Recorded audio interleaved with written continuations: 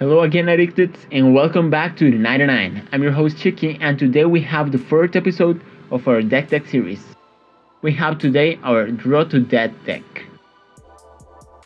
Our commander is Nekuzar the Mindrazer. When he's in play, he makes everyone draw an additional card during the draw step, but for each card our opponents draw, he pokes them for 1 damage. The deck is made to exploit damages while drawing cards. This means players' hands will be changing very often, and we are going to play anything that makes draw painful. So what's the plan? To make them draw and punish them for doing that. How do we do that? Well, even if Nekuzar damages for each draw, we can't rely solely on him. Fate Unraveler, Phyrexian Tyranny, Spiteful Visions and Underworld Dreams damage them when they draw. And Kederekt Parasite does the same if we control a red permanent. Niv-Mizzet the Firemind and Psychosis Crawler damage them when we draw. And Seizan, Perverter of Truth, hits each player for 2 life during their upkeep and makes them draw 2 cards. But we not only want to damage them with draws, but we discard them with their hand itself too. So, Liliana's Curse, Megrim and Raider's Wake all damage them when they discard. Price of Knowledge, Sword of War and Peace, and Stormbreath Dragon all hurt them for the number of cards in their hand. And we can use Crobat's Fury to kill someone too, choosing them as a foe. But if you really want to make them suffer, Dictate of the Twin Gods, Furnace of Rath, and Gratuitous Violence will each double the damage you make.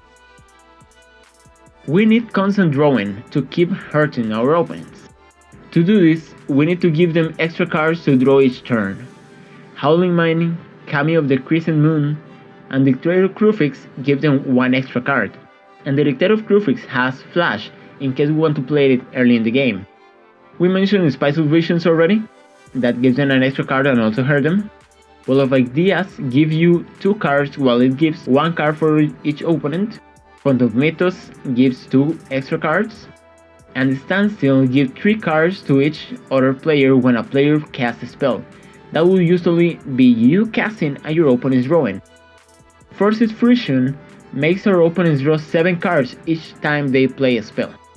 And finally, Hair-Rich Sanitarium let everyone draw 1 and discard 1. And Prosperity makes everyone draw X.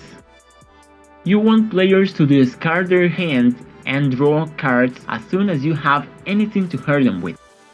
Memory Jar and Magus of the Jar make everyone exile their hands, draw 7, and discard their hand at the end of turn, returning the exiled cards to hand. If played during your turn, normally this will mean that your opponents will draw the cards and waste them, while you get the opportunity to deal damage for drawing and for discarding, and also you are able to play your hand during your turn. Teferi's Puzzle Box changes everyone's hand after the draw step. Players first need to draw the cards of their draw step. That includes additional cards, for example the ones that Nekuzar gives. Then all their hands go to the bottom of the library and draw that many cards again. This not only ruins what your opponents can plan, but it's also a massive input for damage. Barbed Shocker, and Dragon Mage make our opponents discard their hand when they are hit in combat by them, but Dragon Mage do it for all the players. Whirlpool Warrior shuffles our hand when it enters the battlefield, but we can pay red and sacrifice it to make everyone do the same. Winds of Change do the same, and Molten Psychic do the same too, but if you have Metalcraft, it damages each opponent for the number of cards drawn this way. Urza's Guild make everyone draw 2 cards, discard 3 and lose 4 life. With some of our permanents from step 1, this card becomes amazing because it does a lot of damage. Then we have all the wheel effects: Jace Archivist, Magus of the Wheel, Wheel on Deal, Direct Deal, Incendiary Command in one of its modules, Corvat's Fury for friends, Reforge Soul, Wheel of Fate, and Windfall. And finally, effect that shuffle your hand, deck and graveyard and let you draw 7 cards. Time Reversal, and the aftermath of Commit to Memory. We don't play too many combos in this deck. Actually, Only Niv-Mizzet and Curiosity is the only combo that can be done here. There's something a little extra later, but for combos, that's it. It lets you draw cards when Niv-Mizzet deal damage. It's a very common combo. So you can deal damage to a player equal to the number of cards in your library.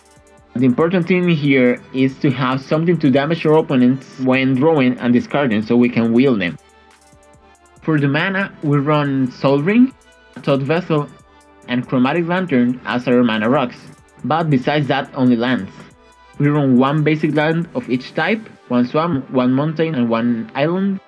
Blighted Cataract is here mostly for the draw, as well as Hair Rich Sanitarium, which we mentioned already. We have the 3 Shocklands, Blood Crypt, Watery Grave, and Steam Vents. 3 filters, the Cascade Bluffs, Graven Cairns, and Sunken Ruins, as well as Shadowblow Ridge. The 3 Scry Temples of Deceit, of Epiphany, and of Malice.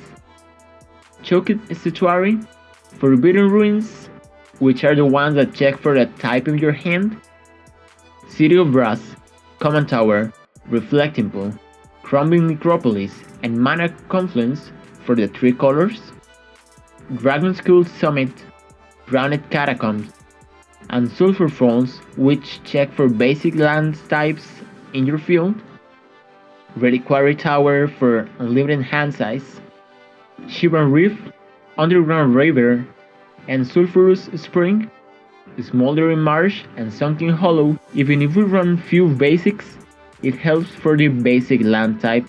They are also 2 colors, so they are pretty good. And finally, Spinerock Knoll is very useful. Dealing 7 damage is super easy with something on the field like Nekuzar and a wheel, for example. So for example, for 4 mana you can actually get whatever is in the hideaway. We don't run ramp cards because we get enough draws to get our lands constantly, but we run things to reduce the costs. The Jet, Ruby, and Sapphire Medallions, as well as the Primal Amulet, which transforms into a very useful land that copies instants or sorceries we cast.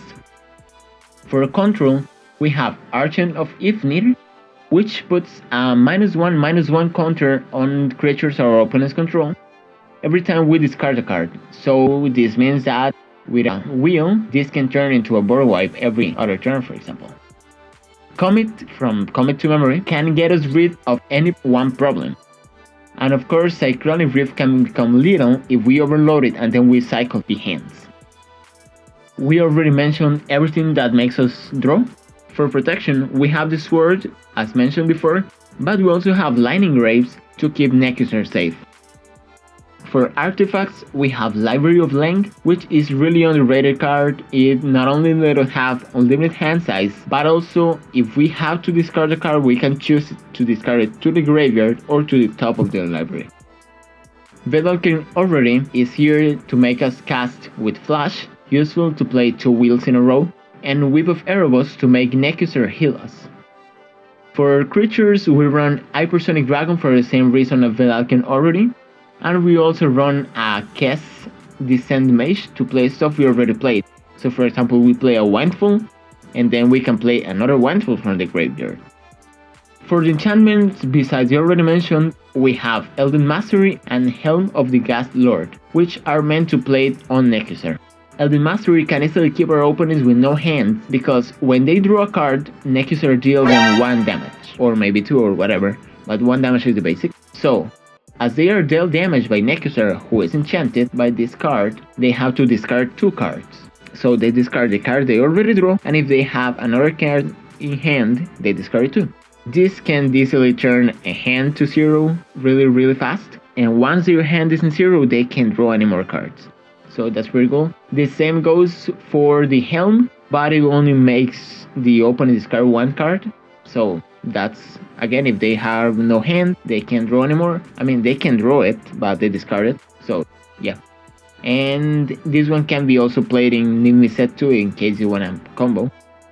Hivemind can be a real killer, making everyone copy our wheels, so the more openings the better for us.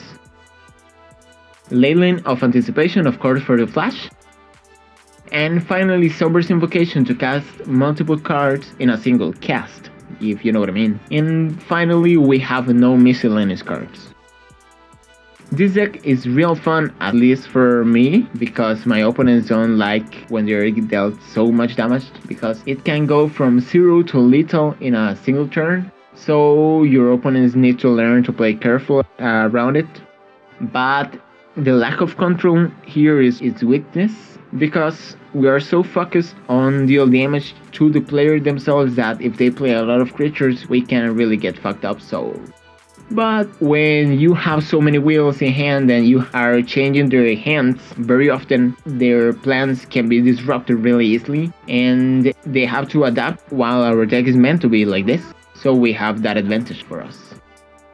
And that's all I have for you today. I hope you liked the video. If you did, don't forget to subscribe and like. Also, let me know in the comments, what do you think about the deck? Click the bell to get notified when I upload a new video, and meanwhile follow me on social media. The links are in the description, as well as the deck list, in case you want to check it out.